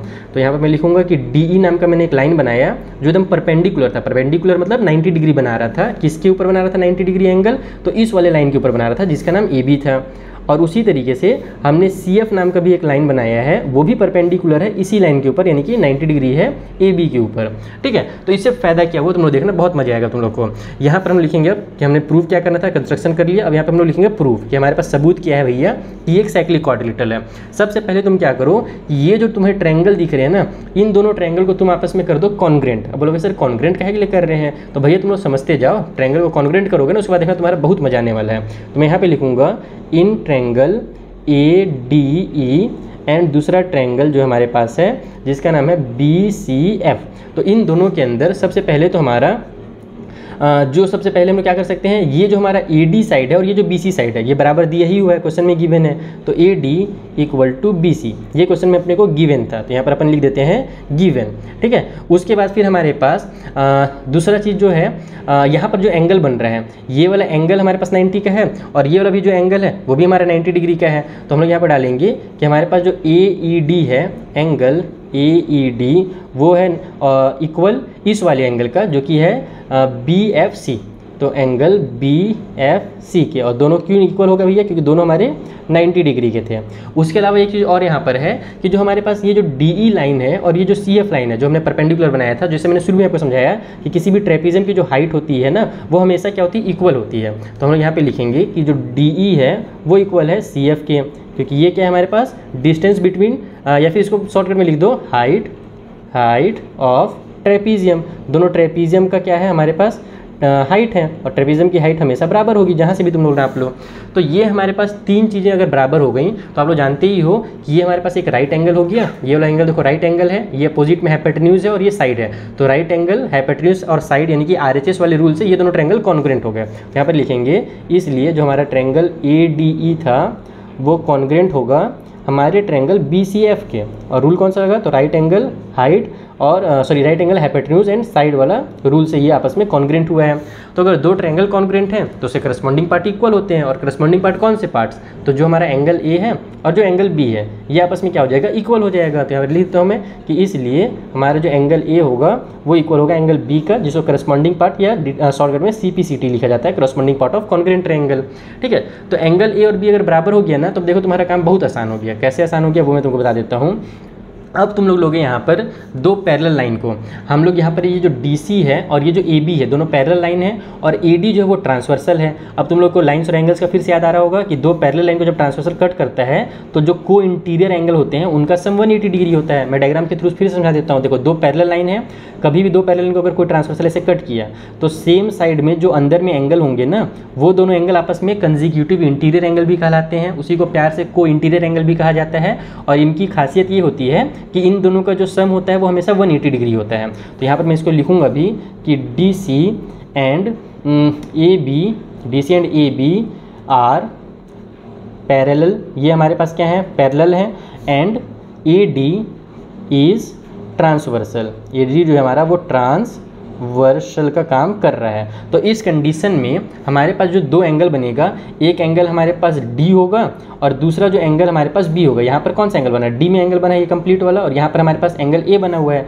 तो angle D plus angle A जो होगा उन दोनों का सम 180 डिग्री होगा। इसका रीज़न भी लिख सकते हो तुम लोग को इंटीरियर एंगल करके, को इंटीरियर एंगल्स। तो इस वजह से हमारे पास ये दोनों इक्वल हो गए, है ना, सॉरी इन दोनों का जो सम है वो 180 हो गया। और हम क्या जानते हैं कि A और B बराबर था, तो मैं A के बदले में क्या कर सकता हूँ, B लिख सकता हूँ। तो ऑल्सो यहाँ पर हम लोग angle D plus angle B equal to 180 भी लिख सकते हैं। तो बस ये चीज़ तो अपने को करना ही था। देखो हमारे पास D और B का अगर सम 180 आ गया, ये B वाले का और ये D वाले का अगर सम 180 है तो किसी भी क्वाड्रिलेटरल में अगर अपोजिट एंगल का सम 180 होता है तो वो साइक्लिक हो जाता है। तो यहाँ पर बस तुम लिख देना कि सम ऑफ अपोजिट एंगल्स आर 180, इसलिए ABCD इज अ साइक्लिक।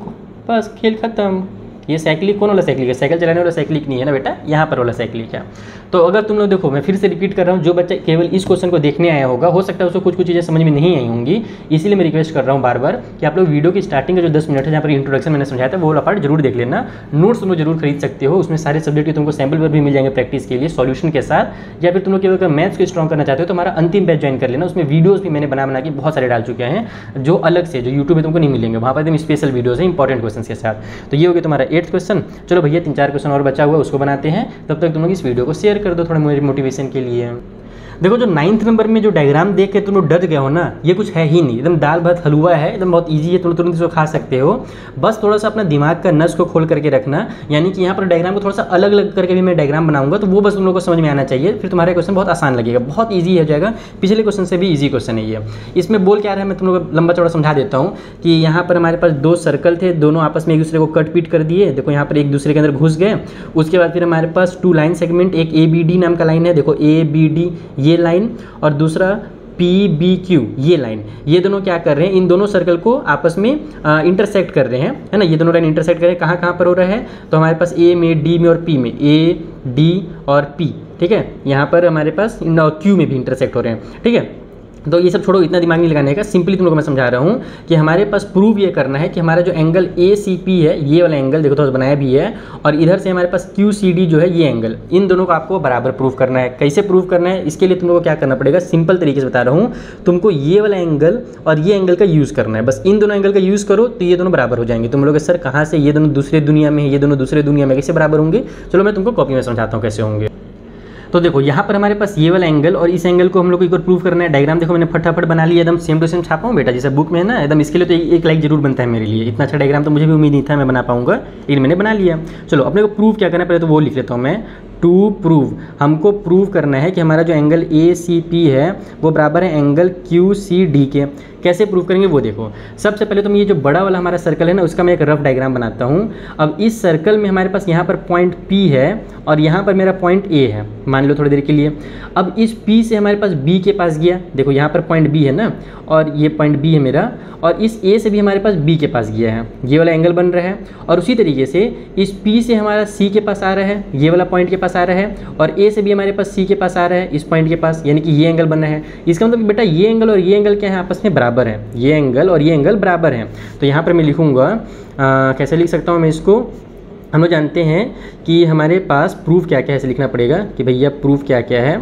तो प्रूफ ये है कि हमारा जो या फिर एक काम करो ना, इसको सेम सेगमेंट वाले एंगल बोलेंगे ना, हाँ सेम सेगमेंट वाले बोलेंगे। तो सेम सेगमेंट बोलने के लिए थोड़ा सा पहले इधर लाइन बनाना पड़ेगा। ऐसे तो हो गया, लेकिन ऐसे लाइन जब तक नहीं बनाओगे ना तो सेम सेगमेंट वाले कैसे कहलाएंगे। तो हम लोग पहले प्रूफ में ना कंस्ट्रक्शन कर लेते हैं, छोटा सा पहले प्रूफ से पहले कंस्ट्रक्शन, ठीक है। तो कंस्ट्रक्शन के लिए हम लोग कुछ नहीं करना है, इस A और P को केवल ज्वाइन कर देना है। तो यहाँ पर लिख दो ज्वाइन AP।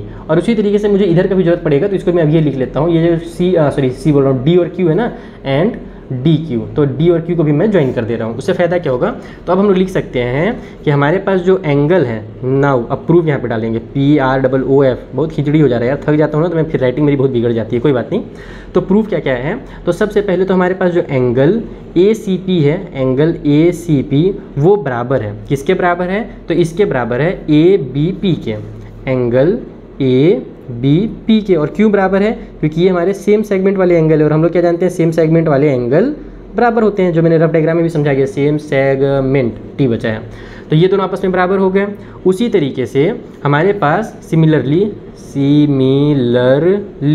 उसी तरीके से अगर तुम इसको देखोगे इधर साइड से, अगर इस छोटे वाले सर्कल में हमारा जो DQ है वो एक लाइन बना रहा है, तो D से B के पास गया, Q से B के पास गया, D से C के पास आया, Q से C के पास आया, यानी कि ये जो B और ये जो C है ना, ये भी आपस में क्या है, सेम सेगमेंट वाले एंगल है। तो उसी तरीके से हमारे पास जो एंगल QCD है, QCD वो इक्वल है हमारे एंगल QBD के, ठीक है। तो ये भी हमारा सेम रीजन की वजह से इक्वल होगा। नाउ अब अपने को क्या पता है भैया, कि हम लोग को ये पता है कि ये हमारा इक्वेशन नंबर 1 ले लेते हैं, इसको इक्वेशन नंबर 2 नाम दे देते हैं। और हमको ये पता है कि हमारा ये लाइन और ये लाइन इंटरसेक्ट हो रहा था। क्वेश्चन में साफ से बोला था ना कि जो हमारा ABD है और PBQ है वो इस पॉइंट B पर क्या हो रहा है, इंटरसेक्ट हो रहा है, कट हो रहा है। तो इसका मतलब क्या हुआ कि जब कभी भी दो लाइन आपस में इंटरसेक्ट होते हैं तो वहाँ पर वर्टिकली अपोजिट एंगल्स बनते हैं। तो इट मीन्स कि ये वाला एंगल और ये एंगल वर्टिकली अपोजिट है, और वर्टिकली अपोजिट आपस में इक्वल होते हैं। Now ABD and PBQ are intersect at B। यहाँ पर मैं एट लिखना चाह रहा था, मैं क्या लिख दिया, एट B, ठीक है। इंटरसेक्ट एट B हो गया। तो अब अगर इंटरसेक्ट B पर हो रहे हैं तो इसका मतलब ये हुआ कि ये जो B वाला एंगल इधर वाला है जिसका नाम हमने क्या रखा था, ABP रखा था, और इधर वाला जो B वाला एंगल है जिसका नाम QBD रखा था, दोनों बराबर होंगे। तो हमारे पास जो एंगल ABP होगा वो बराबर होगा हमारे एंगल QBD के। और इसका रीज़न क्या हुआ, तो बस वही पे लिख देना, वर्टिकली अपोजिट एंगल्स जिसको हम बोलते हैं। ये सब एंगल्स वाले चैप्टर में मैं पढ़ा चुका हूँ, वर्टिकली अपोजिट एंगल्स, ठीक है। तो अगर ये दोनों इक्वल हैं और हम लोग जानते हैं कि ये इसके बराबर है और ये इसके बराबर है, तो इसको तुम लोग इक्वेशन नंबर 3 नाम दे सकते हो। और यहाँ पर ये लिख सकते हो भैया कि हम लोग को पता है कि ABP के बदले में हम लोग क्या लिख सकते हैं, ACP लिख सकते हैं, और QBD के बदले में हम लोग QCD लिख सकते हैं। तो यहाँ पर मैं लिखूँगा शॉर्टकट में, फ्रॉम इक्वेशन नंबर 1, 2 एंड 3, 1, 2 और 3 से हमको ये समझ में आ गया कि इसके बदले में मैं लिख देता हूँ यहाँ पर एंगल ACP, और इसके बदले में मैं लिख देता हूँ एंगल QBD नहीं यार, क्या नाम था, QCD नाम था, QCD। और ये चीज़ अपने को प्रूव करना था। देखो ACP इक्वल टू QCD करना था ना, आ गया ना लास्ट में। तो बस इस तरीके से तुम लोग को प्रूव करना है। सारे क्वेश्चन बब्बू वाले बहुत आसान है, बस थोड़ा सा प्रैक्टिस जरूर करना है। एक बार कॉन्सेप्ट तुम यहाँ पे समझ जा रहे होगे, मुझे पता है कि कॉन्सेप्ट मैं समझा ही दे रहा हूँ, लेकिन प्रैक्टिस नहीं किया होगा तो एग्जाम में गड़बड़ हो सकता है, तो प्रैक्टिस जरूर कर लेना।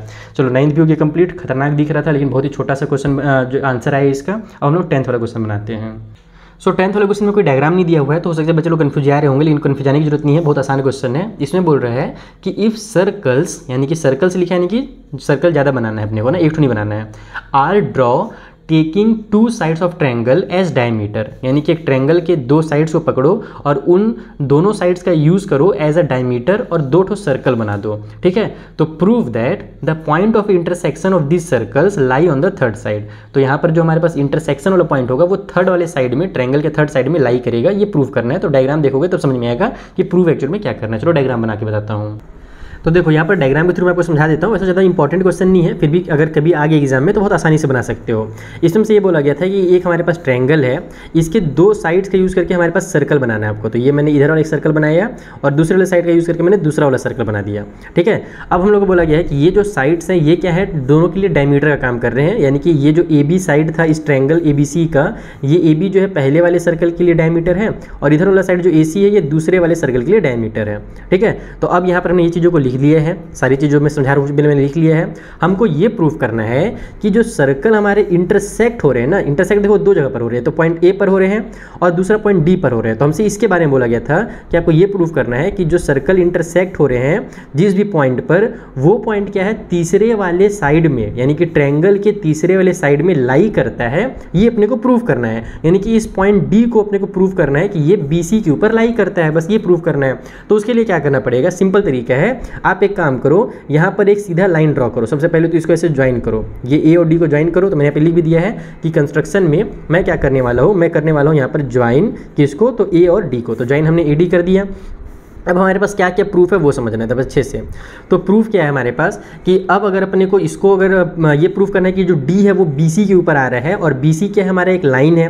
तो इसके लिए क्या करना पड़ेगा, यहाँ पर जो हमारा एंगल बन रहा है और इधर जो एंगल बन रहा है, इन दोनों एंगल को लीनियर पेयर प्रूफ करना पड़ेगा। क्योंकि हम क्या जानते हैं कि किसी भी लाइन के ऊपर जब कोई पॉइंट ऐसे आता है तो इधर और इधर के जो एंगल होते हैं वो लीनियर पेयर होते हैं। तो अगर ये दोनों लीनियर पेयर है तो ये लाइन कहलाएगा, और अगर ये लाइन है तो ये दोनों लीनियर पेयर कहलाएंगे। बतिया एक ही है, दोनों बस उल्टा घुमा करके बोला जाता है। तो अब इन दोनों को हम लोग लीनियर पेयर कैसे करेंगे वो समझना। सबसे पहले तो हमारे पास AB जो है वो डायमीटर है, तो प्रूफ में लिखेंगे AB इज डायमीटर। इसका मतलब ये हुआ कि हमारे पास फर्स्ट वाले सर्कल में फर्स्ट सर्कल, तो फर्स्ट वाले सर्कल में अगर ये डायमीटर है तो कभी भी डायमीटर क्या करता है, सर्कल को क्या करता है भैया, वो 2 बराबर पार्ट में डिवाइड करता है। यानी कि ये भी एक सेमी सर्कल हो गया और ये भी सेमी सर्कल हो गया।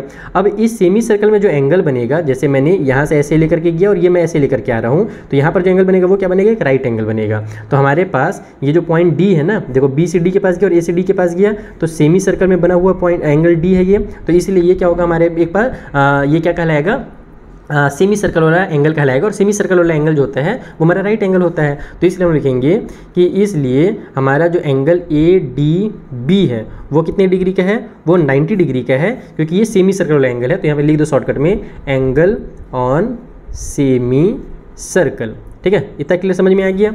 उसके बाद अगला चीज़ क्या है, तो उसी तरीके से जो हमारा AC है, सिमिलरली दूसरे वाले में सिमिलरली इन सेकेंड सर्कल, जो दूसरा वाला सर्कल अगर उसमें तुम लोग ध्यान दोगे तो यहाँ पर AC भी वही सेमी पेरीमीटर का काम कर रहा है, यानी कि इधर और इधर 2 सेमी सर्कल बना रहा है। तो जो ADC एंगल बना है ये भी क्या होगा, हमारा राइट एंगल होगा। तो हमारे पास डायरेक्ट लिखेंगे हम लोग इसमें कि जो हमारा एंगल ADC है, ADC वो भी 90 डिग्री का है, और इसका भी रीजन जो है यही सेम टू सेम लिख देना है आपको। ठीक है, तो अब दोनों हो गया। अब आपको ये करना है कि बट हम लोग क्या देख रहे हैं कि अगर अपन ADB में, AD और B में अगर प्लस करें अपन AD और C को, तो जो दोनों का सम है वो कितना निकल करके आ रहा है, ये भी 90 का और ये भी 90 का है, दोनों 90 हैं, तो दोनों का सम 180 निकल करके आ रहा है।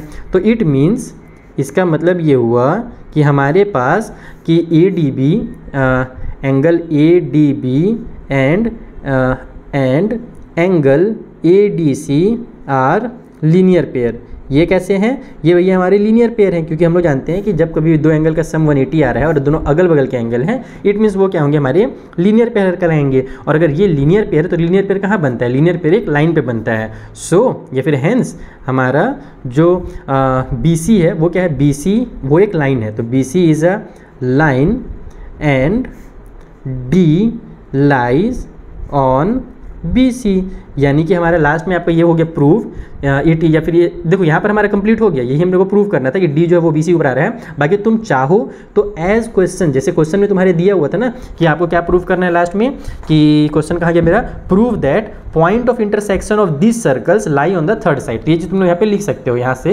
पॉइंट वाला उठा करके, पॉइंट ऑफ इंटरसेक्शन, मैं शॉर्टकट में बस इतना ही लिख देता हूँ, इंटरसेक्शन ऑफ दिस, चलो यार लिखिए देता हूँ पूरा, इतना लिख दिया हूँ, तो this circles lie on the third side, यानी कि थर्ड वाले साइड में ये पॉइंट हमारा आ गया, और ये तो अपने को प्रूव करना था। तो D जो है वो BC के ऊपर हमने प्रूव कर दिया, यहाँ पर ये जो D था वो BC के ऊपर प्रूव हो गया। इसका मतलब कि जो हमारा दोनों का इंटरसेक्शन पॉइंट है वो थर्ड वाले साइड के ऊपर आ रहा है। तो इस तरीके से तुम्हारा 10th वाला जो क्वेश्चन है बच्चा लोग वो कंप्लीट हो जाएगा। अगर वीडियो पसंद आ रहा हो तो जल्दी से अपने फ्रेंड के साथ जरूर से जरूर शेयर कर देना यार, थोड़ा सा मुझे भी मोटिवेशन चाहिए। चलो जो 11th वाला क्वेश्चन है ना उसे बनाते हैं। तो देखो 11th वाले में क्या बोल रहा है कि ABC और ADC दो राइट ट्रायंगल्स हैं विद कॉमन हाइपोटेन्यूज AC, यानी दो राइट ट्रायंगल का एक ही हाइपोटेन्यूज बनाना है अपने को, AC बनाना है। प्रूव दैट CAD और CBD बराबर होंगे। तो इसका पहले मैं डायग्राम तुमको समझाता हूँ, तभी तुमको क्लियरली समझ में आएगा कि हमसे क्वेश्चन में क्या पूछ रहा है।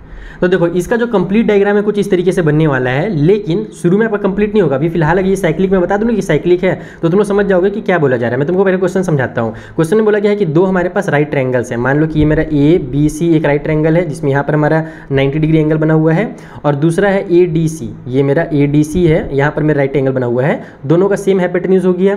अपने को ये प्रूव करना है कि अगर मैं इनको ऐसे ज्वाइन कर दूं, B और D को ज्वाइन कर दूं, तो मेरे पास जो DAC बनेगा ये वाला एंगल और DBC जो बनेगा यानी कि ये वाला एंगल, ये दोनों एंगल को इक्वल प्रूव करना है। अब ये दोनों एंगल इक्वल बहुत आसानी से प्रूफ हो जाएगा अगर मैं इसको एक सर्कल के अंदर डाल दूँ। कैसे सर्कल के अंदर डाल दूँ, देखो ये मेरा सर्कल है, ठीक है, या फिर यहीं से मैं समझाता हूँ, इसी को मैं सर्कल के अंदर डालने की कोशिश करता हूँ। ये मेरा सर्कल बन गया। हम लोग क्या जानते हैं कि सर्कल में ये वाला जो साइड मेरा BD है, सॉरी BD बोल रहा हूँ, CD जो है ये मेरा साइड CD हो गया। अब D से मेरा A के पास आया है और C से A के पास आया है, तब जाकर के मेरा DAC बना है। और इसी तरीके से D से मेरा B के पास जाएगा और C से जब B के पास जाएगा तब मेरा DBC बनेगा, ये वाला एंगल। तो भैया DAC और DBC जो है एक्चुअल में वो क्या है हमारे पास सेम सेगमेंट वाले एंगल हैं सर्कल के अंदर, और सेम सेगमेंट वाले एंगल इक्वल होते हैं। लेकिन अपने को सबसे जरूरी काम ये प्रूव करना है कि ये जो हमारा क्वाड्रिलेटरल हमने बनाया है इस तरीके से, ये एक सर्कल के अंदर आ रहा है, सर्कल के अंदर, यानी कि एक साइक्लिक क्वाड्रिलेटरल है। जब ये प्रूव कर पाएंगे तभी हम इन दोनों को सेम सेगमेंट वाले एंगल बोल सकते हैं। अदरवाइज नॉर्मल जब हमारे पास ट्रायंगल, क्योंकि क्वेश्चन में कहीं पर भी ये नहीं बोला है कि ये जो हमारे ट्रायंगल्स है वो सर्कल के अंदर आ रहे हैं, वो कहीं पर नहीं बोला है, ठीक है। तो अपने को पहले ये काम करना पड़ेगा कि इसको सर्कल के अंदर प्रूव करना पड़ेगा। उसके लिए हम लोग क्या करने वाले हैं, बहुत ही आसान काम है, एकदम सिंपल तरीके से इसको समझने की कोशिश करना। सबसे पहले तो हमको प्रूव क्या करना है वो लिख लेते हैं। तो टू प्रूव, हमको प्रूव करना है हमारा एंगल CAD जो कि इक्वल है हमारे एंगल CBD के। तो यहाँ पर हम लोग क्या करने वाले हैं कि सबसे पहले हमारे पास जो ये क्वाड्रिलेटरल है, ये जो है ना हमारे पास ABCD, इसको एक क्वाड्रिलेटरल ले लेते हैं और इसके अंदर हम लोग ये लिखेंगे कि हमारे पास प्रूफ क्या क्या है। तो अभी फिलहाल तो अपन कहीं पे कुछ मेंशन किए नहीं है कि कौन सा एंगल 90 डिग्री का है, तो इसमें मैं लिख देता हूँ कि हमारे पास in triangle ABC angle B equal to 90 degree है ना। हमारा जो इन ट्रायंगल ABC में एंगल B 90 डिग्री का है, एंड जो ट्रायंगल हमारा ADC है उसमें हमारे पास जो एंगल D है वो 90 डिग्री का है। दो राइट एंगल हमने ले लिया। अब इसको अपने को साइक्लिक प्रूव करना है, तो उसके लिए हम लोग क्या करेंगे कि हमारे पास जो क्वाड्रिलेटरल बन रहा है, नाउ इन क्वाड्रिलेटरल जिसका नाम हम लोग ABCD रख सकते हैं, क्वाड्रिलेटरल ABCD, अपोजिट एंगल्स जो है हमारे पास, अपोजिट एंगल्स जैसे कि एंगल हमारे पास एंगल नंबर जो B है और उसमें अगर मैं प्लस करूँ एंगल नंबर D को, तो दोनों का जो सम है वो 90 + 90 इक्वल टू 180 निकल कर के आ रहा है। यानी कि इस वाले क्वाड्रिलेटरल में जो अपोजिट एंगल्स B वाला है और D वाला है, इन दोनों का सम कितना निकल कर के आ रहा है, 180 डिग्री निकल कर के आ गया। इसका मतलब क्या हुआ कि ABCD जो है वो हमारे पास कैसे क्वाड्रिलेटरल है, एक साइक्लिक क्वाड्रिलेटरल है, क्योंकि अपोजिट एंगल्स 180 हो गया। तो इसलिए हमारा जो ABCD है, ABCD is a cyclic quadrilateral. ठीक है, समझ में आ गया ना। इसको साइक्लिक क्वाड्रिलेटरल के हमने क्या किया, बस सिंपली अपोजिट एंगल्स को हम लोग 180 साबित कर देंगे, दोनों का सम 180 है। और अगर ये एक साइक्लिक क्वाड्रिलेटरल है, यानी कि ये सारे जो एंगल्स बने हैं एक सर्कल के अंदर बने हैं। अब हम लोग को क्या करना है कि जब हमने इसको सर्कल के अंदर बना दिया तो अब अपन ये वाला पॉइंट लेंगे CD का। नाउ पॉइंट CD या फिर इन सेगमेंट CD, या फिर आप लोग इसको क्या लिख सकते हो, CD ही लिख सकते हो। हाँ ठीक है। नाउ अब हम लोग यहाँ पर देखें कि आर्क CD या सेगमेंट इन सेगमेंट CD, अगर सेगमेंट CD का अपन यूज़ करते हैं ये ऊपर वाले बड़े वाले का, तो हमारा जो DAC एंगल बना है और DBC एंगल बना है, तो हम लोग लिखेंगे angle DAC is equal to angle DBC। और ये इक्वल क्यों हो गए, क्योंकि हमारे पास ये सेम सेगमेंट वाले एंगल्स थे, तो एंगल्स ऑन सेम सेगमेंट, जो मैंने आपको ये सब थ्योरम शुरू में ही बता दिया था। इसलिए वीडियो को अगर तुमने शुरू से नहीं देखा बेटा तो फिर से मैं रिमाइंड करा देता हूँ कि जो बच्चे शुरू से नहीं देखे हैं, जो 20 से केवल आए क्वेश्चन नंबर 10 का सॉल्यूशन देखने 11 का, वो शुरू से देखना। मैंने इंट्रोडक्शन कराया था, उसमें सारे मैंने थ्योरम्स बताए थे, आपको डिटेल में समझाया था। तो वहाँ से तुमको समझ में आएगा कि DAC और DBC हमारे कैसे इक्वल हो गए। और DAC और DBC अगर इक्वल हो गए तो इसी का जो नाम है DAC और DBC, इसी को उल्टा करके CAD और CBD दिया हुआ है। इसी को जो मैंने इस तरीके से लिखा है ना, आप लोग ये चीज़ लिखना ही मत, इसको हटा देता हूँ, फालतू में मैंने लिख दिया। इसके बदले तुम लोग डायरेक्ट लिख सकते हो कि CAD है और ये वाला जो है मेरे पास वो एंगल CBD है, क्योंकि ये दोनों एंगल इन्हीं का नाम है। बस मैंने CAD के नाम को DAC कर दिया था और इधर से CBD के नाम को मैंने DBC कर दिया था। मैं इधर से एंगल को देख रहा था, जबकि क्वेश्चन में जो आंसर एंगल लिखा है वो इधर से लिखा हुआ है, तो कोई दिक्कत नहीं है, दोनों का नाम सेम ही है। तो इस तरीके से तुम्हारा ये प्रूफ हो जाएगा। तो बहुत ही आसान है, बस तुमको इसको साइक्लिक प्रूफ करना। अगर साइक्लिक प्रूफ हो गया तो एंगल सेम सेगमेंट से प्रूफ हो जाएंगे। ठीक, तो ये हो गया हमारा 11th वाला भी। अब एक लास्ट क्वेश्चन बचा हुआ है, चलो फटाफट बनाते हैं। और जो बच्चे लोग अभी तक लाइक वाइक नहीं किए बेटा, तुम लोग बहुत बड़े पापी हो, इसीलिए जल्दी से लाइक कर दो अगर पाप से बचना है तो, नहीं तो बेटा शराब पूरा दे दूंगा तो क्या हो जाएगा, तुम्हारा पेन जो है ना, पेन का पीछे से वो निकल जाएगा पूरा। जो बचपन में हम लोग के साथ होता था, पॉकेट में हम लोग रखते थे और पेन से मेरा पूरा रिफिल निकल जाता था, पूरा कपड़ा गंदा हो जाता था। जो बच्चा लाइक नहीं करेगा उसके साथ यही चीज़ होने वाला है। चलो ये हो गया मेरे तरफ से श्राप, गुरु द्रोणाचार्य की तरफ से। अब हम लोग बनाते हैं क्वेश्चन नंबर 12।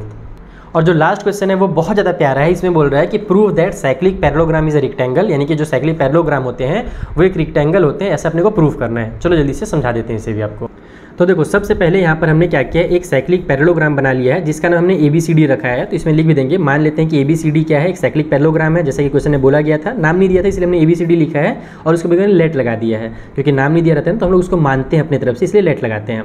हमको यही प्रूव करना है कि ये जो पैरेललोग्राम है ना बच्चा, ये क्या है, एक रेक्टेंगल है। और रेक्टेंगल हमने पहले भी प्रूव किया इसी चैप्टर में, इसी एक्सरसाइज में। वहाँ पर मैंने आपको फिर से एक बार याद दिला देता हूँ कि मैंने क्या बताया था कि किसी भी क्वाड्रिलेटरल को रेक्टेंगल प्रूव करने के लिए सबसे पहले तो उसे पैरेललोग्राम प्रूव करो और उस पैरेललोग्राम में कोई भी एक एंगल को 90 डिग्री प्रूव कर दो। तो कोई भी पैरेललोग्राम अगर 90 डिग्री के एंगल के साथ हो तो वो हमारा एक क्या बोलते हैं उसको, क्या बोलते हैं, रेक्टेंगल होता है। ठीक है, कोई भी पैरेललोग्राम अगर 90 डिग्री के एंगल के साथ है तो रेक्टेंगल होता है। ये जो मैंने पहले ही बताया है।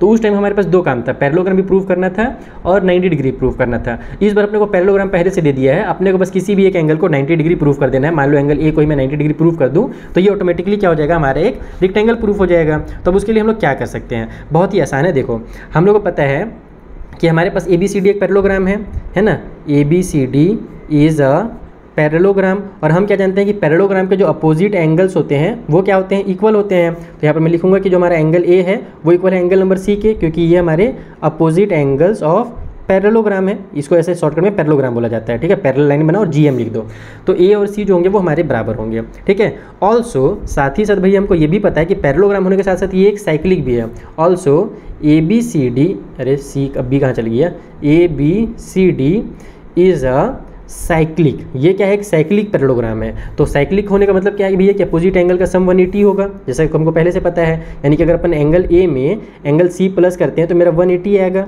ठीक है, opposite angle of cyclic parallelogram, जैसे कि तुम लोग को पता है। तो यहाँ से हम लोग क्या करेंगे, C के बदले में मैं A रख देता हूँ, क्योंकि हम लोग जानते हैं A और C बराबर है। तो एंगल A प्लस में हमारा फिर से एंगल A हो जाएगा, इक्वल के साइड में 180 आ गया, तो हमारा 2 एंगल A इक्वल टू 180 आ गया। तो यहाँ से हमारा एंगल A का जो वैल्यू बच्चा लोग वो 90 डिग्री निकल करके आ जाएगा। 2 उधर चला जाएगा डिवाइड में, और 180 से जब 2 को काटेंगे, यानी 180 को जब 2 से काटेंगे तो 90 आ जाएगा। तो एंगल A हमारा 90 डिग्री हो गया। तो बस यहाँ पे लिख दो कि सो हमारा जो ABCD है, ABCD is a parallelogram with one angle is 90 degree, जो एक एंगल है वो मेरा 90 डिग्री है। तो इसलिए हमारा जो ABCD होगा वो क्या होगा, रेक्टेंगल होगा, है ना। इसलिए hence ABCD is a rectangle. खत्म, टाटा बाय बाय, चलो जाओ सो जाओ, बहुत पढ़ लिए, बहुत मेहनत कर लिए, पूरा 9.3 तुम्हारा कंप्लीट करा दिया। जो बच्चा शुरू में वीडियो नहीं देखा था जाकर के देख ले बच्चा लोग, बहुत सारे टिप्स बताए हूँ मैं शुरू में ही, तुम लोग को ज्ञान की बौछार कर दिया था। जो बीच में वीडियो देखा या जो लास्ट का क्वेश्चन देखने आया था वो सारे बच्चे शुरू में जरूर देख लेना, शुरू का 10 मिनट तुम लोग को बहुत ज्ञान मिली है। ठीक है, चलो बच्चा लोग मिलते हैं नेक्स्ट वीडियो में, तब तक के लिए थैंक यू फॉर वॉचिंग, टाटा बाय बाय। अपना ख्याल रखना, पढ़ना मन लगा करके, कोई दिक्कत हो तो टेलीग्राम पे आ जाना, टेलीग्राम पे फ्री वाले नोट्स डाउनलोड कर लेना जो मैंने बनाए हैं, एकदम फ्री ऑफ कॉस्ट वाला जरूर पढ़ लेना। PT1 का पेपर भी मिल जाएगा, उसको तुम लोग देख करके समझ सकते हो कि सॉल्यूशन के साथ पेपर कितना प्यारा दिखता है, और ये बहुत सारी चीज़ें यार। चलो मिलते हैं नेक्स्ट वीडियो में, तब तक के लिए थैंक यू फॉर वॉचिंग।